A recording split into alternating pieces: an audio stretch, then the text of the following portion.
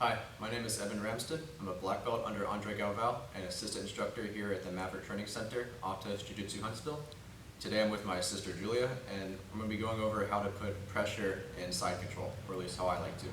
Because this is something that I struggled with a lot when I was like a white and blue belt, where I would pass someone's guard, but I would immediately get rolled over, and I'd sweep and pass again and get rolled over, and it happened whenever I'd go to like mount or side control knee and belly. I just kept getting reversed, and I could never really figure out why. It wasn't until I was like a purple belt, even getting like brown belt, where I really started learning how to put a lot of pressure from on top.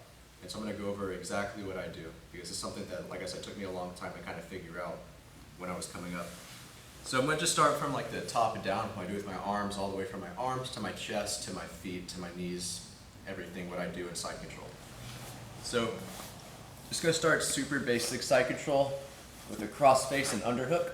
I know there's a lot of different types of side controls, but just going to start super basic.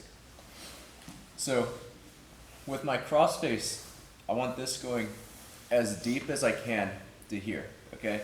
One of the things that a lot of people do is they'll grab the collar, like right behind the neck here.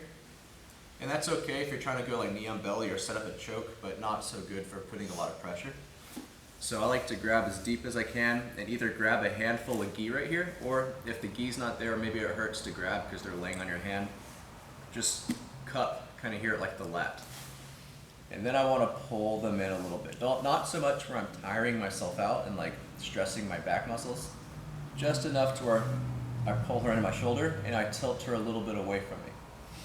Now the point of a cross face is that you want to stop them from turning into you, right? So I want to line up my shoulder not on her face. I'm not just trying to smash her face. That's the thing, a lot of people fall in love with the shoulder. They just try to put the shoulder on the face. I want to stop her from rolling into me. So I'm actually going to line up my shoulder more with like her jaw and her neck. So it's actually going to choke a little bit, and it's going to line up right in that little space. That's what I'm aiming for, at least. So I might even start a little bit low, and then I'll slide up until I feel my shoulder kind of slide and catch right in the jaw.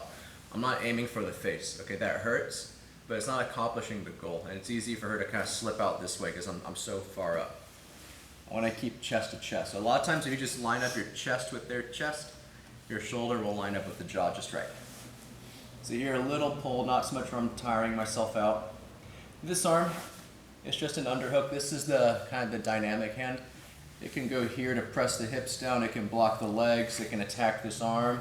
Sometimes we use it to open up the collar and feed it. So this hand, it's really just here looking for opportunities. It's not doing anything too special right now. With my feet, I'm pretty much always in what's called active toes, okay? If you sit like this, it does a lot of times make your butt go a little bit lower, but you're a lot less active, where if she does happen to move, I'm gonna have to do this anyways. So I might as well just start there. That way I can drive in a little bit too, pushing off my toes. It's easier to switch to knee on belly. If she does happen to turn into me, it's a lot easier to step over the back when you're starting with active toes. It just takes away a step I would normally have to do if I'm starting flat foot. My knees are as wide as I can.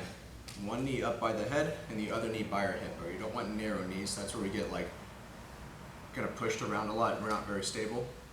As wide as we can, almost like I'm sitting in guard, right? Heels are on the butt, knees wide. Now, this is the thing that I struggled with for a long time is what you do with your chest. This is the thing that I used to ask like upper belts about when I was coming up, and I could never get like a good answer. I'd be getting like smashed by these high level, lower weight guys, and I'd say, what are you doing? And they would tell me like, I'm just putting pressure. And I'd be like, yeah, I feel it, but how are you putting the pressure?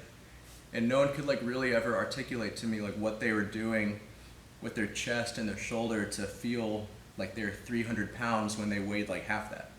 They would always just give me these like weird vague answers, and that's something that really kind of bothered me for a while because I could never really get it down because no one would ever show me exactly what they were doing. They would just tell me these weird things and it's like in mystical terms almost.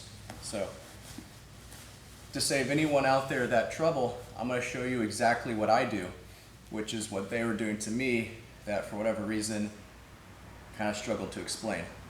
So with your chest, it's really a common mistake is that when people learn to put the shoulder right? They fall in love with it. So they'll learn to dip this shoulder a little bit. You know, you just line your shoulders a little bit vertically.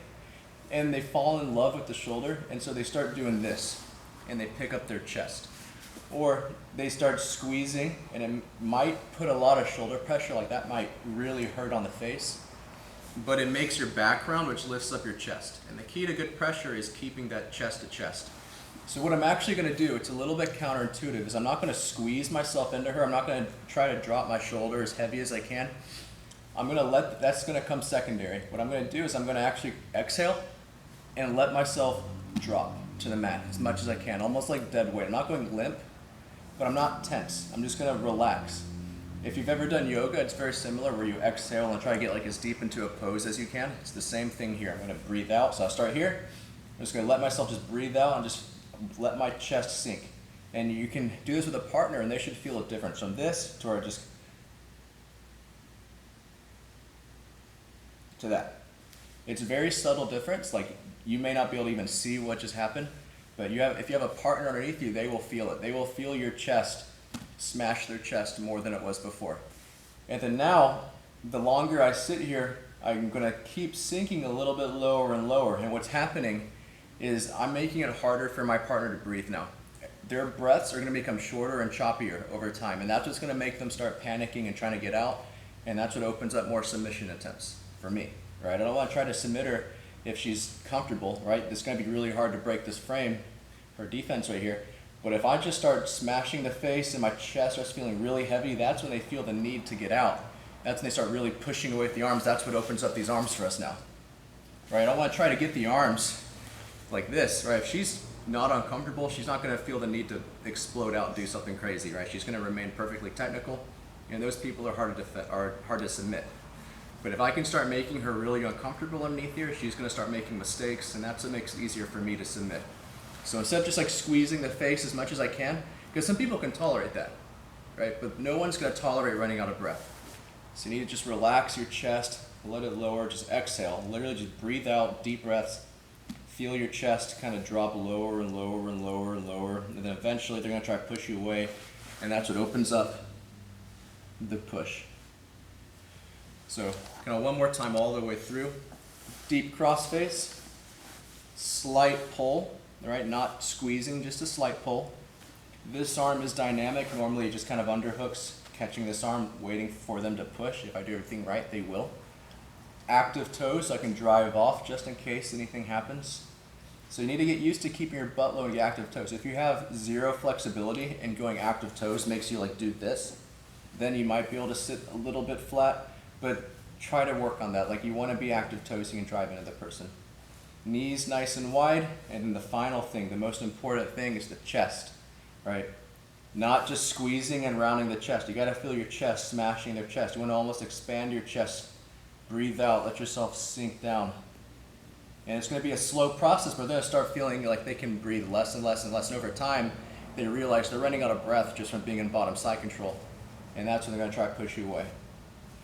And the thing is, this can be used for more than just side control. This is the same thing. If I'm in half guard and I'm trying to smash, I'll do the same thing. I'll exhale. I'll let myself just sink super low. And that's when you feel like super heavy, right? I'm not just squeezing the face as hard as I can. I just let my chest sink like this, almost like just dead weight on the person. You know, I'm not tense, I'm not tiring myself out. She's going to tire herself out trying to get out. So the trick is literally, you just relax and let your chest just sink and smash more and more and more, and then they're just going to run out of breath over time.